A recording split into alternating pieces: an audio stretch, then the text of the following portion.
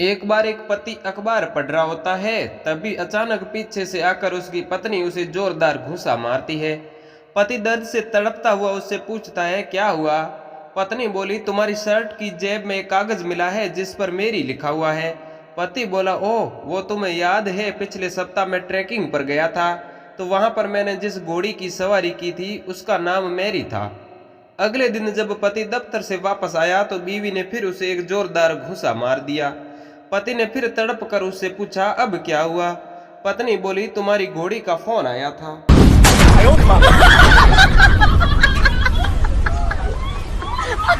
ऐसे ही मजेदार जोक्स देखने के लिए हमारे YouTube चैनल हिंदी जोक्स को सब्सक्राइब करके नोटिफिकेशन को भी ऑल पर जरूर सेट कर दें, ताकि आने वाले नए नए वीडियो की नोटिफिकेशन आपको मिलती रहे। एक विवाहित जोड़ा अपने विवाहित जीवन से काफी खुश था। इनके पास एक नाव थी जिस पर ये दोनों रोज एक झील में घूमने जाते थे और पति बहुत ही अच्छे तरीके से नाव को चलाता था। वह पूरी जिम्मेदारी से नाव को किनारे तक पहुंचाता था। एक दिन घर की तरफ वापस आते हुए उसे एक शरारत सूझी।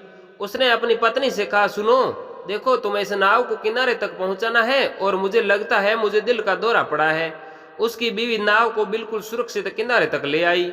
शाम को जब पति आराम से टीवी देख रहा होता है तो उसकी बीवी कमरे में आई, वह उसके साथ बैठ गई। उसने टीवी बंद किया और उससे कहने लगी, प्लीज किचन में जाओ, मुझे लगता है मुझे दिल का दौरा पड़ा है। तुम पहले रसोई की सफाई करना, फिर डिनर तैयार करना और बाद में सारे बर्तन भी अच्छे से साफ कर लेना। मेरे दोस्त का हाल है। एक औरत ने दरवाजा खोला तो दरवाजे पर उसने देखा सामने एक आदमी है जो एक वैक्यूम क्लीनर को हाथ में उठाए हुए हैं। वो बोला, गुड मॉर्निंग मैडम, मेरा नाम बनता है, मैं आपका थोड़ा समय लेना चाहूँगा। मैं आपको एक बिल्कुल नया उच्च गुणवत्ता और बहुत शक्ति युक्त वैक्यूम क्लीनर दिखाना चाहता हूँ। औरत ने कहा, चले जाओ यहाँ से, मेरे पास इतने पैसे नहीं हैं। और वह मुड़कर दरवाजा बंद करने लगी। बंता ने जल्दी से दरवाजे के बीच में अपनी टांग को रखा और दरवाजे को खोलते हुए बोला, देखिए मैडम, मेरी बात तो सुनिए, बस एक बार मैं आपको इसका नमूना न दिखा दूं। और यह कहते हुए उसने पास में पड़ा हुआ घोड़े की लीद से भरा हुआ डिब्बा फर्श पर उड़ेल दिया और सारे फर्श पर लीद को उड़ेल कर उस औरत से बोला, मैडम देखिएगा, अगर ये वैक्यूम क्लीनर इसको पूरा साफ नहीं कर पाया तो मैं बचे हुए मल को अपने मुंह से चाट कर साफ करूंगा। औरत थोड़ी देर चुप रही, फिर कहा, मुझे लगता है आज तुम्हारी भूख अच्छी तरह से शांत हो जाएगी, क्योंकि आज सुबह से शाम तक बिजली ही नहीं है। 3 आदमी मरने के बाद भगवान के पास पहुंचे।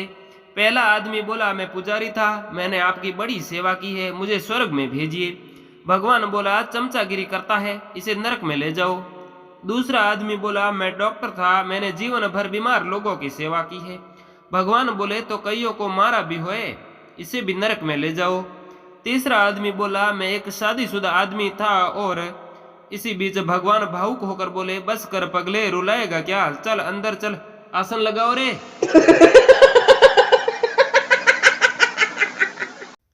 एक बार मिश्रा जी, उनकी बेटी और बीवी गांव में एक शादी समारोह में गए हुए थे। आते वक्त दुर्भाग्यवश बस निकल गई और दूसरा कोई व्हीकल भी नहीं मिला। उन्होंने सोचा कुछ देर पैदल चलते हैं, आगे कोई गाड़ी मिल जाएगी। दोपहर का वक्त था, लोग अपने घरों में बैठे थे। तीनों को अकेला आते देख कुछ गुंडे आ धमके। पहले उन्होंने मिश्रा जी की बीवी को रगड़ा, फिर उसकी लड़की को जबरदस्त तरीके से ठोका। अब उन्होंने मिश्रा जी की तरफ देखा और उनको भी नंगा करके ठोकने लग गए। मिश्रा जी को इस हालत में देख उसकी बेटी अपनी माँ से बोली, माँ देखो, पापा को कितना दर्द हो रहा होगा। माँ बोली, क्यों? लड़की बोली, क्योंकि गुंडों ने पापा के पीछे से डाला और आगे आर पार निकल गया, जबकि हमारे टाइम ऐसा नहीं हुआ था, फिर भी हमारे को कितना दर्द हुआ था।